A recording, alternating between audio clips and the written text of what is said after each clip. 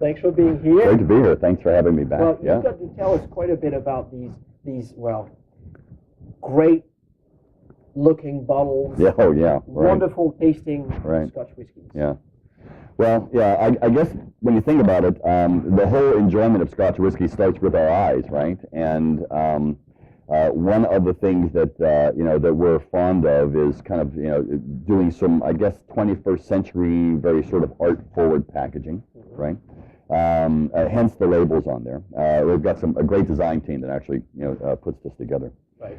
What's in the bottles is equally, I guess, John Glazer, who started the company in 2000, has been accused of making 21st century whiskey, which he gladly wears on his sleeve as a badge of honor. Compass Box is really kind of like that nod to tradition, and yet with our eyes looking forward. And only using traditional whiskeys, but tweaked to a different...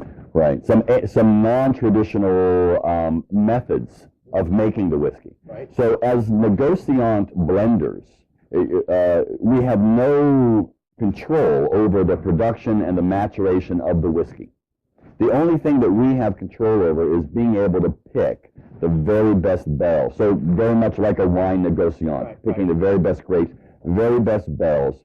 And we're very, very choosy, very picky about what's known in the industry as first fill, so that the Scotch whiskey that we're buying, that barrel has never contained another Scotch whiskey prior to the one that we're buying. So that allows us to kind of get all of the beautiful freshness and from the American oak bourbon barrel, all of the cleansing properties and all of the interactive properties that properly oxidizes that whiskey. So that when we choose it at what we feel is the optimal aging of it, and it's somewhere in most whiskeys they're about 10 to 15 years old. We're starting out with a whiskey that's already fresh, delicious, cleansed of the sulfurs, and really ready to be blended. All right. But then we've got the Flaming Heart down to the King Street. Right. We've got Hedonism. We've got the Peat Monster. We know of a few others. In between. Right. What's the deal? Yeah. The philosophy is that all of Scotland is John's distillery, right?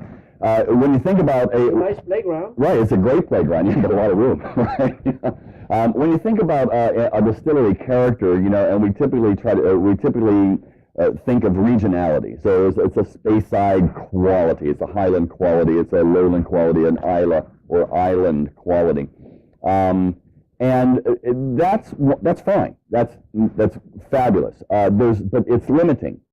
You're saying that this is a blend. Yes. Okay. So you've got 50% grain, single malt, 50% grain. Right. But is it like 60 different single malts that you're using in there? Right. No, it's actually a few. Our philosophy is actually different from the traditional blending philosophy. If the traditional blending philosophy is 40 to 60 malts, it's more like an orchestra. Each malt sort of gets subsumed to the other ones, and no individual characteristic really stands out. Ours would be more like a jazz quartet or a jazz ensemble. And so, for example, in every one of the whiskeys, there's probably an Ornette Coleman, right, or a Charles Mingus in there. And then there's these other cool sidemen. Each one of them brings their own musicality.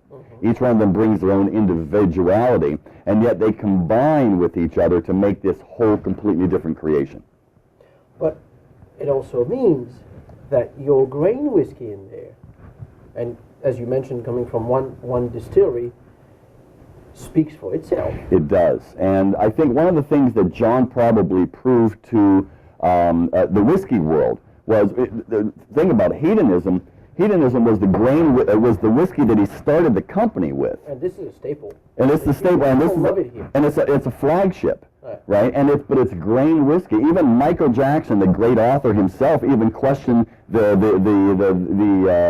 not the logic, but the sanity of somebody to start a whiskey company with a grain whiskey and then calling it hedonism, of course. But what John discovered was this gorgeous, rich, fragrant, beautiful whiskeys that were just being used just as fillers for blends. And standing by themselves, they were luscious. And then when you take a younger one and an older one, well, that's always a great pairing. And putting them together, I mean, that's really what hedonism is. I mean, the average age of the whiskey in this bottle is 25 years old, all first fill American oak barrels only, so you get that luscious creme brulee and coconut and vanillas and chocolate brownie in there. In this one here, for example, the oldest whiskey is 39 years old. So we're using actually a blend of one or two different distilleries in here, you know, Cameron Bridge, Carsbridge, you know, and allowing there's individual characteristics, even though it's grain whiskey, there's some slighter individuality there. Should we start by tasting this, or we start with King Street? Yes, I would start with the blend. I typically like to kind of like go from a palate perspective, so that we'll start a bit lighter. Great King Street was really kind of conceived as the whiskey to drink for all times. The malt drinker can drink it straight. Because there's enough character. There's enough character in there to make it satisfying for the malt drinker. The newcomer can actually drink it on the rocks with a splash of soda. The casual drinker, whether that be the newcomer or whether that be the experienced drinker, can drink this in any form they like. As a matter of fact, we are all about bringing back to a whole generation the art of drinking a Scotch and soda, right, which has still been lost and relegated to the back end of the the country club. Yeah. When you're thirsty, there's nothing wrong. Nothing. With drinking a Scotch and soda. Absolutely not. As long as the Scotch in there is not something so old and so complex that you'd be ruining. It would be exactly, and precisely right. And then when you think about, you know, the vast majority of all the whiskey drunk in the world, 90% over, is blended Scotch whiskey, and it can be drunk anytime. Just gorgeous fruits on this. Yeah, it's really lovely. Easy going. Very. 43 ABV. We actually bottled this to be blended. We've been very fortunate. We've been really widely accepted by the cocktail and mixology community. 43% allows it to kind of stand up against some of the more exotic admixtures that you'll find in a crafted cocktail, and also under some just on the rocks or with some soda, it holds up beautifully.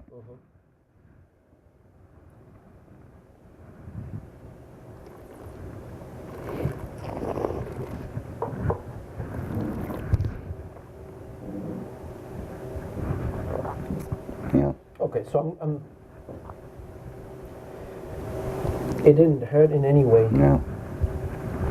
It's beautiful and it's light. It has some chewiness too. Can be like aroma. Yeah. But as you said, there's a great mouthfeel. Yeah. Yeah. It's still present. It's still present. Still resonant in the mouth. Yeah. So you think this very silky, velvety mouthfeel has something to do with the non-chill filtration?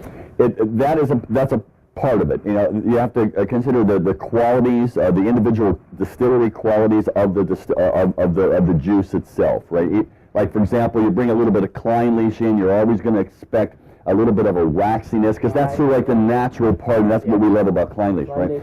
Right, and but the non-chill filtered nature of it really does allow it to really just be its own, right? Do you reveal which single malts are in there? Very interesting question. Yes, we do. We're as transparent as that bottle, right? Which means with a little bit of a haze to it. With a little bit of haze, right? Yeah, and good metaphor. The haze comes from this. The distillery managers, by agreement, have asked us not to reveal the actual distillery name, but they allow us to print the name of the village that the distillery is in. So you take out Google Maps or Google Earth, and you can pretty much figure out where exactly Portiskeag is, what's coming from Portiskeag. Oh, yeah, what else is coming from Portiskeag? Right. Than that one particular whiskey. Well, we can say it. It's Kalila, right? Yeah. And the Kalila that you'll find in, for example, in Peat Monster, and that you found here in Flaming Heart. Yeah. Gorgeous.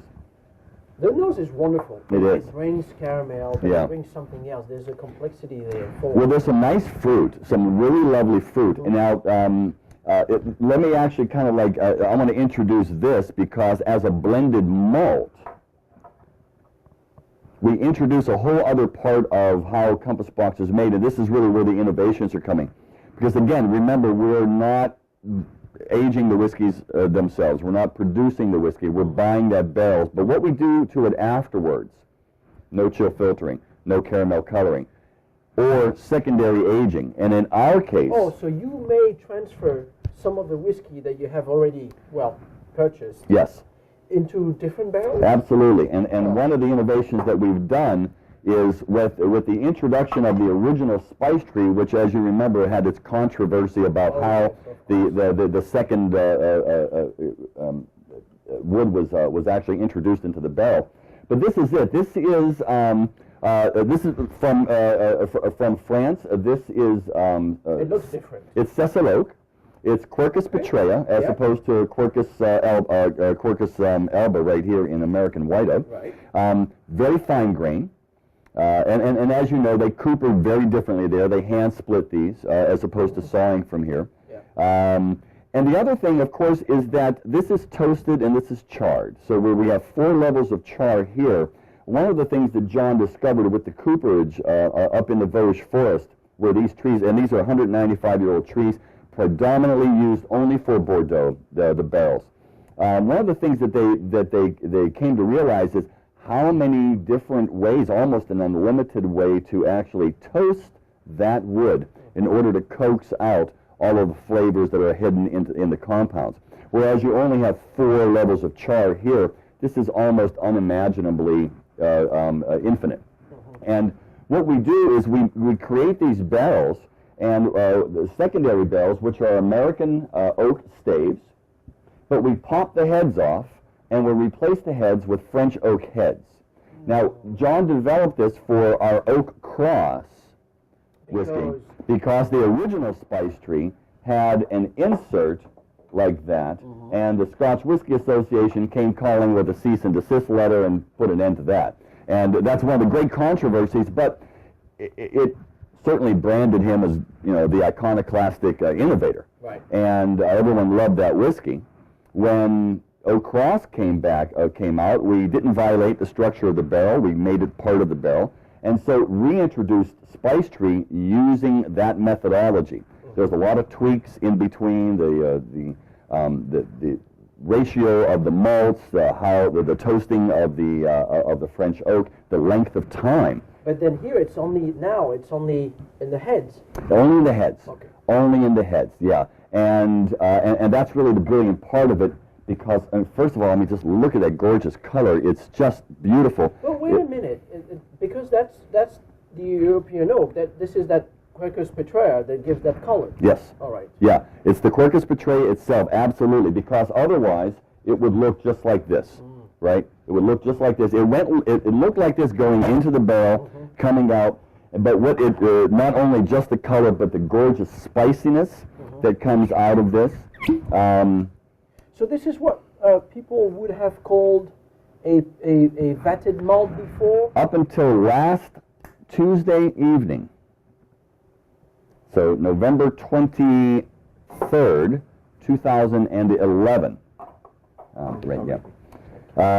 was the day of the last vatted malt. And in commemoration, John bottled a very limited edition that's only available, unfortunately, in the UK and in Europe. Well, they travel quite a lot. Yeah, right. And you can pick this up. It's called the Last Vatted Malt. He stood on the Westminster Bridge in London,